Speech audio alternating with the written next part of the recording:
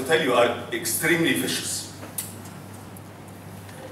And when you start a revolution, when the masses, when the working classes, they say we cannot and we will not be ruled in the very same old disgusting way.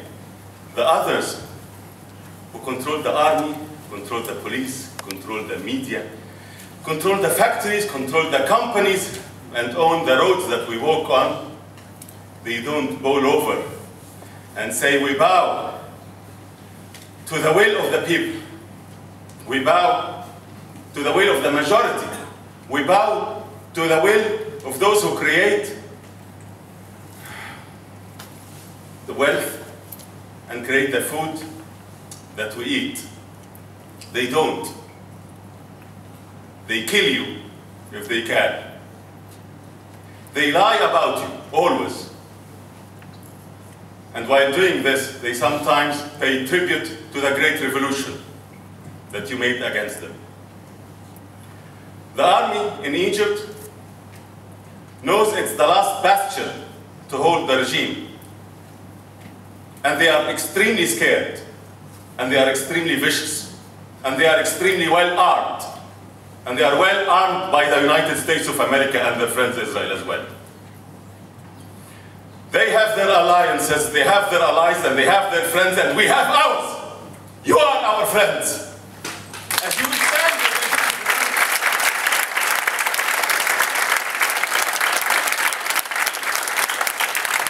And in Egypt, the masses are saying no to the military council, no to military rule. We are not letting this happen.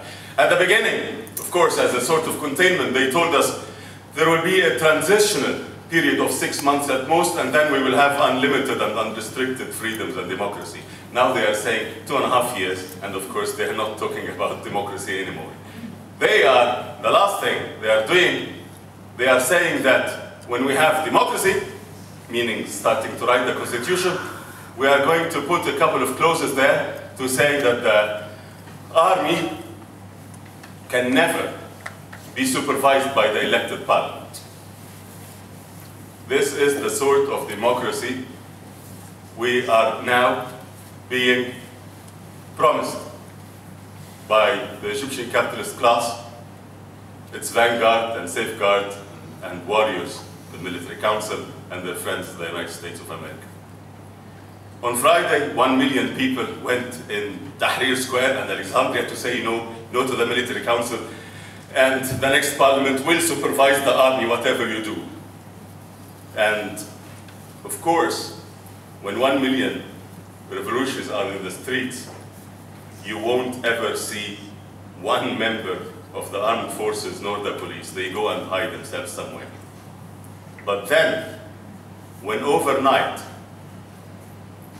the numbers dwindled and some of the people decided to have a sit-in in Tahrir Square, that sit-in, the core of it, were a group of people called the injured of the revolution. They were the ones who had their eyes torn out, who had their limbs broken and amputated in the uprising to bring down Hosni Mubarak. And until now, they have and they need to have a sit-in Tahrir Square to say we need some of our rights. Us, and also the families of the martyrs, need to be recognized. Political and other prisoners who were brought before military justice need to be released.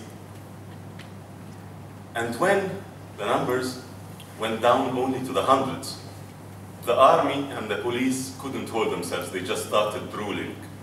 They found a prey for them, and they attacked as viciously, as unhumanely and unhumanly, and as savagely as they love